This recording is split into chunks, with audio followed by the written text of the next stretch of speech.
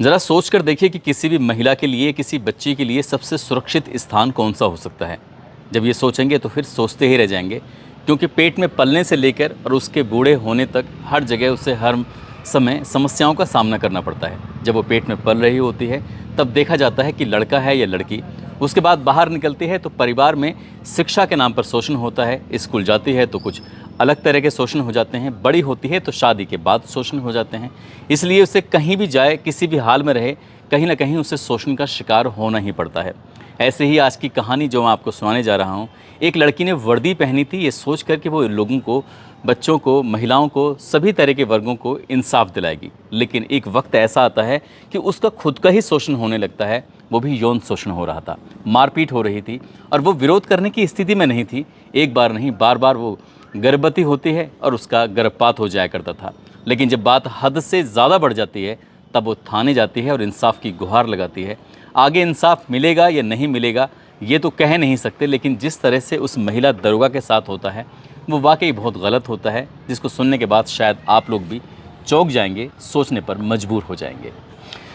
आदाब, नमस्कार, सत श्री अकाल। मैं उस्मान सैफ़ी। आज की जो सच्ची घटना मैं आपको सुनाने जा रहा हूँ, ये सच्ची घटना है बिहार प्रदेश का एक ज़िला है वैशाली, और वैशाली ज़िले के ही अंदर एक महिला दरोगा होती है। वो महिला दरोगा महिला थाने में जाती है। महिला थाने में जाकर थोड़ी सकपकाई हुई सी थी, परेशान थी, ये सोच कर कि अपनी बात कहूँ कि ना कहूँ। तब वो महिला थानेदार के पास जाकर बैठ जाती है, उनसे कहती है कि मैं कुछ कहना चाहती हूँ। तभी महिला जो इंचार्ज होती हैं उस थाने की, उन्होंने कहा कि तुम्हें परेशान होने की बिल्कुल भी ज़रूरत नहीं है। जो भी बात है तुम मुझसे बड़ी बहन होने के नाते बता सकती हो, मैं तुम्हारी बात को समझने की पूरी कोशिश करूँगी। तब उसने एक प्रार्थना पत्र लिखा और प्रार्थना पत्र लिखने के बाद उस महिला दरोगा को दिया। उसे बताया कि वो बिहार प्रदेश के सिवान ज़िले की रहने वाली है और उसकी बिहार पुलिस एकेडमी में जैसे ही ट्रेनिंग होती है, प्रशिक्षण होता है राजगीर में, वहाँ से प्रशिक्षण के बाद उसकी पहली जो पोस्टिंग होती है वो मुजफ्फरपुर ज़िले में हो जाती है और थाना मिलता है सरिया। कुछ वक्त बीता ही था, उसके पास एक अनजान नंबर से फ़ोन कॉल आता है। जैसे अनजान नंबर से फ़ोन कॉल आता है, वो सामने वाला व्यक्ति कह रहा था कि मैं भी दरोगा बात कर रहा हूँ और आप भी दरोगा हैं। कितनी अजीब बात है कि मैं भी दरोगा, आप भी दरोगा, आपकी जाति जो है वही मेरी जाति है, जो आपका ज़िला है वही मेरा ज़िला है। कितनी सारी सिमिलरिटी हैं, कितनी सारी बातें हैं जो आपस में मेल खाती हैं। क्यों ना हम लोग मिलकर शादी कर लें, घर बसा लें, घर बना लें। जब इस तरह की बातें वो व्यक्ति कर रहा था तो महिला दरोगा को बड़ा अजीब लगा। उसने कहा कि तुम किस तरह की बातें कर रहे हो? दरअसल मेरी शादी तय हो चुकी है और मैं एक शादी के बंधन में बंधने वाली हूँ। अब तो आपने फ़ोन कर दिया है, लेकिन आगे से फ़ोन करने की हिम्मत मत करना। जब इस तरह की बात महिला दरोगा ने कही, डांटा फटकारा, लेकिन सामने वाला व्यक्ति बहुत ज़्यादा ढीठ होता है। उसने एक बार नहीं कई बार फ़ोन पर फ़ोन कर रहा था। आखिरकार महिला दरोगा ने कहा कि मैं शादी नहीं कर सकती, मेरी शादी तय हो चुकी है, तो मुझे परेशान मत करो। जैसे ही उस व्यक्ति को ये पता चलता है कि महिला दरोगा की फला जगह शादी हो चुकी है, तो उसने उस शादी को तुड़वाने के लिए पूरे जी तोड़ कोशिश की और आखिरकार वो उस मकसद में कामयाब हो ही जाता है। यानी कि शादी टूट जाती है। शादी टूट जाती है, महिला दरोगा के पास मैसेज पहुंच जाता है। अब महिला दरोगा कहीं ना कहीं इतनी मजबूर हो जाती है, विवश हो जाती है कि उस दरोगा की हाँ में हाँ मिला ही देती है। अब ये पुरुष दरोगा और ये महिला दरोगा आपस में बातचीत करना शुरू कर देते हैं। बातचीत का सिलसिला जब आगे बढ़ने लगता है तब मौका पाते ही वो उससे जब भी मौका लगता था चुपचाप आके मुलाकात कर लिया करता था। मुलाकात हो जाया करती थी। मुलाकात के बाद जैसे बहुत नज़दीकियाँ बढ़ने लगती हैं, क्योंकि उसने वादा किया था शादी करने का, और शादी करने की बात पर वो तैयार भी होती है, क्योंकि उसे अपनी ज़िंदगी बनानी थी, घर बसाना था। अब मौका मिलता है तो दोनों के शारीरिक संबंध बनने लगते हैं। जब शारीरिक संबंध बनने लगते हैं, एक दूसरे के साथ वो रहने लगते हैं। दरअसल ये अगर हम बात करें महिला दरोगा की, तो वो रहने वाली होती है सिवान की, और ये भी व्यक्ति जो होता है वो भी सिवान का रहने वाला होता है, जिसका थाना लगता है सोनबरसा और जगह लगती है उसकी जीबी नगर, वहाँ का वो रहने वाला होता है। दोनों की बातचीत का सिलसिला आगे बढ़ रहा था। मौका मिलते ही वो एक दूसरे के साथ शारीरिक संबंध स्थापित कर लेते हैं। ये पहली बार था। उसके बाद फिर मौका मिलता है, तो जब उसका मौका मिलता था तब उसके थाने में आ जाया करता था। उसी जहाँ वो रहती थी वहाँ उसके साथ वो शारीरिक संबंध बनाया करता था। इसी की जो पोस्टिंग होती है वो प्रयागराज में होती है, और जो महिला दरोगा होती है उसकी पोस्टिंग मुजफ्फरपुर के एक अलग थाने में होती है। दोनों की बातचीत भी होती थी, आगे सिलसिला चल रहा था। लेकिन एक दिन ही पता चलता है कि वो प्रेग्नेंट हो जाती है। प्रेग्नेंट के पता इस तरह से चलता है क्योंकि महिला दरोगा के जो पेट में दर्द बहुत तेज़ी के साथ होने लगता है, तभी वो उस दरोगा से कहती है, इसका नाम राहुल कुमार होता है, कि राहुल मेरे पेट में बहुत तेज़ दर्द हो रहा है। तभी उसे डॉक्टर को दिखाया जाता है। डॉक्टर कहती हैं कि आप प्रेग्नेंट हो चुकी हैं, आप गर्भवती हो चुकी हैं।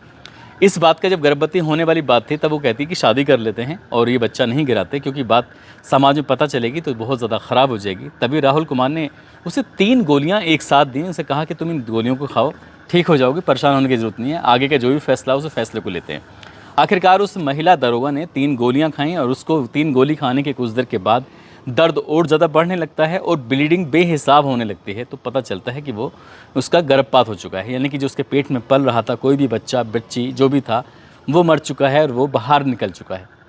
कुछ वक्त आगे बढ़ता है, इसने इस बात का विरोध किया। जो विरोध किया तो फिर उस राहुल कुमार नाम के दरोगा ने इस महिला दरोगा के साथ काफ़ी मारपीट की और मारपीट करने के बाद उसे फिर से अपनी पूरी तरह से प्रभाव में ले लिया।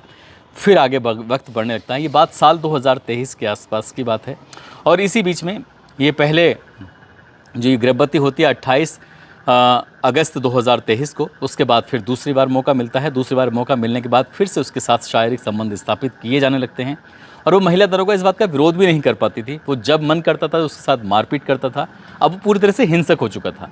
जहाँ तो वो प्रेम कहानी शुरुआत करना चाहता था, शादी करना चाहता था, ज़िंदगी बसाना चाहता था, अब उसके साथ वो ऐसा फ्रैंक हो चुका था कि जब चाहे उसके साथ वो गलत काम करता था और जब चाहे उसके साथ वो मारपीट करता था। एक बार उस लड़के के परिवार वालों ने लड़की से संपर्क किया, तब जाकर उस लड़की ने पूरी कहानी बयां की कि राहुल मेरे साथ कुछ इस तरह की हरकत करता है। जब ये वाली बात लड़के के परिवार वालों ने लड़के से बातचीत करने की कोशिश की तो राहुल को बहुत ज़्यादा गुस्सा आता है, फिर से मारपीट करता है। पता चलता है कि वो दूसरी बार भी प्रेग्नेंट थी और दूसरी बार भी उसका मारपीट की वजह से उसका बच्चा गिर जाता है। जब उसे हॉस्पिटल में दिखाया जाता है तब पता चलता है कि ये तो प्रेग्नेंट थी लेकिन गर्भपात हो चुका है। वक्त आगे बढ़ता है। आखिरकार उसने किसी तरकीब से मनाने की कोशिश की और 4 मार्च 2024 को तिलक की तारीख तय हो जाती है और 11 मार्च 2024 को शादी की तारीख तय हो जाती है। बताया जाता है कि जब तिलक होता है तो तिलक उत्सव के में कुछ काफ़ी लेन देन भी होता है, लेकिन बारात की बात नहीं होती है, यानी कि बारात आती जाती नहीं है और शादी की जो बात थी अब तक वो शादी होती ही नहीं है, यानी कि उसको एक झूठ की बुनियाद पे जो रिश्ते की कायम किया गया था वो रिश्ता बनता ही नहीं है। और वो महिला दरोगा इतना परेशान हो जाती है कि आखिरकार करे तो क्या करे। जब भी शादी की बात करती थी तभी उसके साथ मारपीट होती थी। अब इन दोनों की पोस्टिंग अलग अलग जगह पर हो जाती है। महिला दरोगा पहुंच जाती है वैशाली ज़िले में और जो पुरुष दरोगा होता है वो पहुंच जाता है शिवहर ज़िले के अंदर। अब वहां से ये दोनों एक दूसरे थोड़ा अलग हो जाते हैं। इसी बीच में जो शादी की बातचीत करती थी तो शादी को लेकर दरोगा तैयार नहीं होता था और मारपीट पर वो उतारू हो जाया करता था। जब वो हार जाती है, थक जाती है, तब 16 जून 2024 को वो वैशाली के महिला थाने में जाने के बाद अपनी प्रार्थना पत्र देकर, अपनी शिकायत देकर कहती है कि मुझे इंसाफ चाहिए। जब बात इंसाफ की आती है तो एफआईआर दर्ज कर ली जाती है और एफआईआर दर्ज की जाती है आईपीसी की धारा 341, 323, 313, 376, 493, 120 भी। इन धाराओं में मुकदमा दर्ज कर लिया जाता है। पुलिस इस मामले की जांच पड़ताल करना शुरू कर देती है।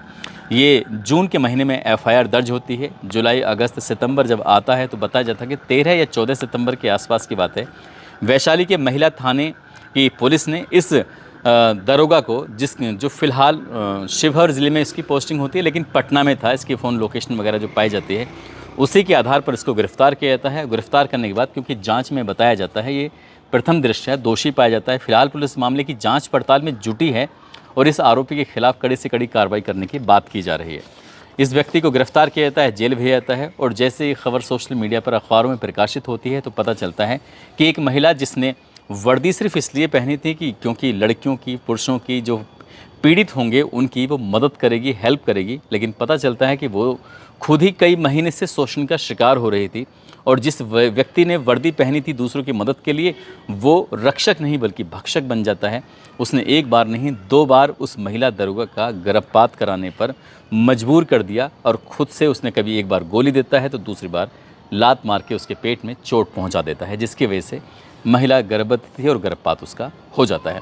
फिलहाल पुलिस ने उस व्यक्ति को गिरफ्तार कर लिया है। प्रकरण की चार्जशीट है उसे कम से कम समय में लगाने के बाद इसे कोर्ट में दाखिल किया जाता है। अब कोर्ट ये तय करेगा कि इस व्यक्ति को कितनी सज़ा मिलनी चाहिए। वाकई कोर्ट को जल्द से जल्द इस मामले में फैसला लेकर ताकि समाज में, ताकि पुलिस में अन्य लोगों को ये मैसेज जा सके, क्योंकि बुरे काम का बुरा नतीजा, अगर कोई किसी के साथ गलत करता है तो उसे किसी भी कीमत पर बख्शा नहीं जाएगा।